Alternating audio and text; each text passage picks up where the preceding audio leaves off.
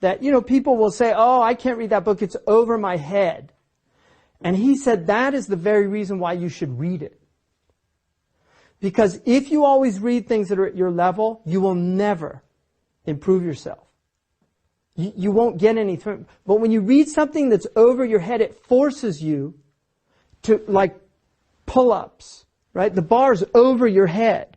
And so as you pull up, right, it's really hard at first, but if you keep trying, it gets easier and easier. You can do more and more.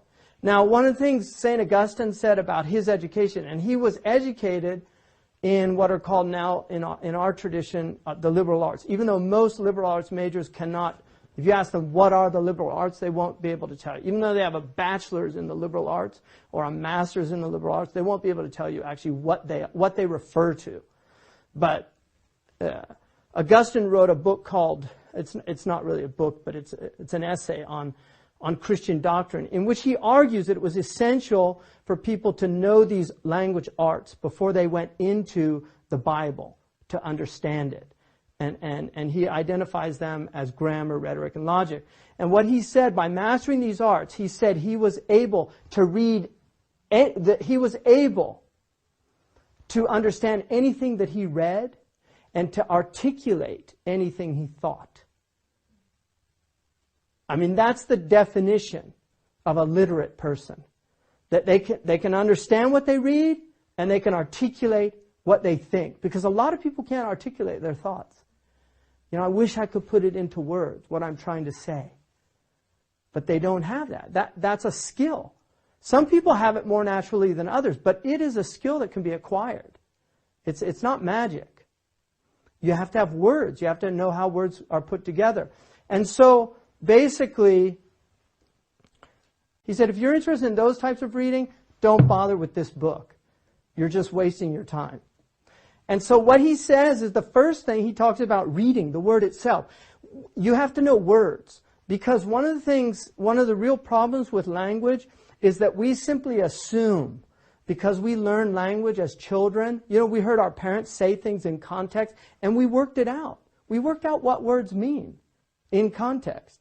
But many words are ambiguous. You have in logic something called an amphibole, which is where you have double entendres, syntax that can actually mean different things, even though it's said the same way. Sometimes it's written, and sometimes it's how you speak it, right?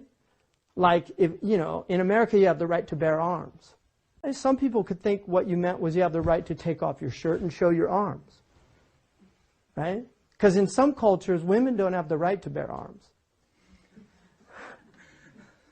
Like in Saudi Arabia, it's illegal for a woman to bare her arms, right? So there's an example, you know, of something that's just, the language is not clear.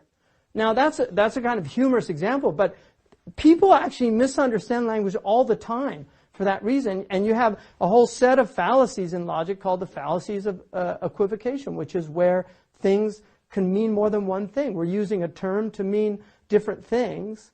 You know, to give you an example, you could say that, only men are rational animals. Generally. I mean, jinn are rational and angels are rational, but we'll just, you know, some people don't really accept those other categories. So we'll just say all men are rational animals. Women are not men. Therefore, women are not rational animals. The equivocal term there is men, because in the first term, it's a universal term that includes women. But in the conclusion, I'm basically excluding women from men. So I'm using a term, right, ambiguously, which is one of the rules in logic that you cannot do. Terms have to be unambiguous. So what he says is, you have to know the words that the author's using and how he's using them. And that's very important. So reading, what does reading mean? Like reading. What does it mean? I'm not reading you, Fatima. What does that mean? I'm not reading you. I don't know what you mean, right? Yeah, exactly. I don't know where you're coming from. I'm not reading you, right? Or, you know what, Mahasin, you're reading between the lines here, right? I mean, we can use the word in a lot of different ways, right? And so there's a basic meaning, which is just to read. But if you actually look, one of the meanings in Old English for read is the fourth stomach of a ruminant. Right? Because ruminants have 4 stomachs. And what do ruminants do? They chew the cud, right? And they swallow it, and then what do? They spit it back up, chew it some more, swallow it, spit it back up, chew it some more. So isn't it interesting that our word to read and to ruminate, to ponder things, has to do with this idea of chewing. You know, Bacon said that some books are to be tasted, some books are to be swallowed, and some books are to be chewed and digested. Right? So the idea that reading is something that, it's not just this superficial thing here, even in our language. And that's one of the beauties of a dictionary of etymology, you see, because you can really get, you know, Heidegger, who's a German philosopher, said language is the house of being. What do you think he meant by that? I mean, first of all, what's being? How's he using that term? Being is a term. What is being? Existence, right? Everything that is, right, has existence. That's being. Like this. So metaphysics is the study of being, right? So when he says language is the house of being, what's he mean? What happens in a house? You live in it, right? You know, you live in your house. It's where you spend your time. So for us as conscientious beings, right?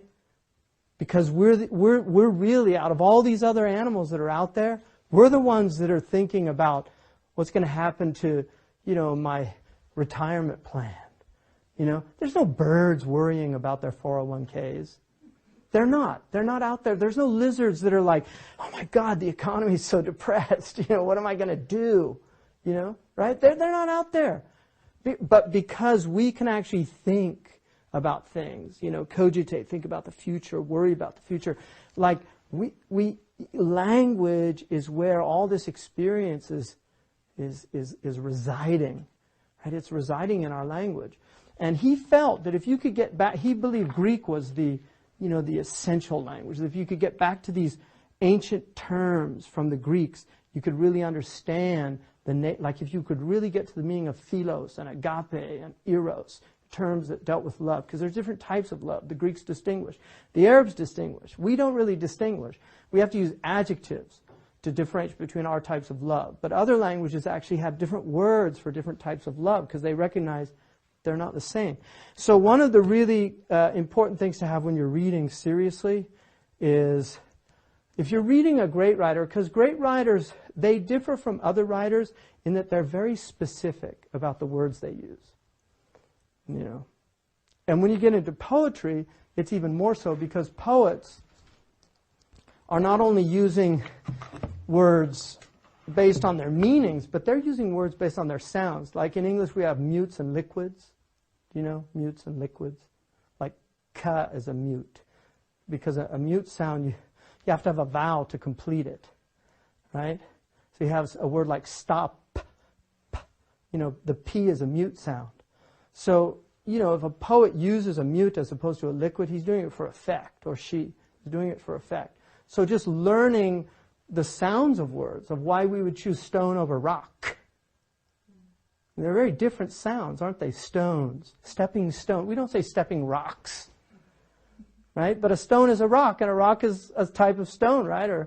But when we think of rock, it's a very different thing of stone, right? So poets will even be more specific. But great writers always use words very specifically.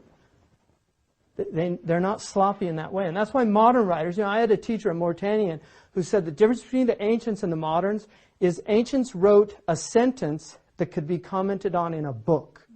He said moderns write books that could be summed up in a sentence. Right? It's very different. And I found that to be very true. Most of the books that I read by modern writers, they really could be summed up very briefly. Whereas if you read a book like Qawaid al-Tasawwuf, you can't sum that book up by Ahmed Zarruq. Couldn't sum it up. Very difficult to do that.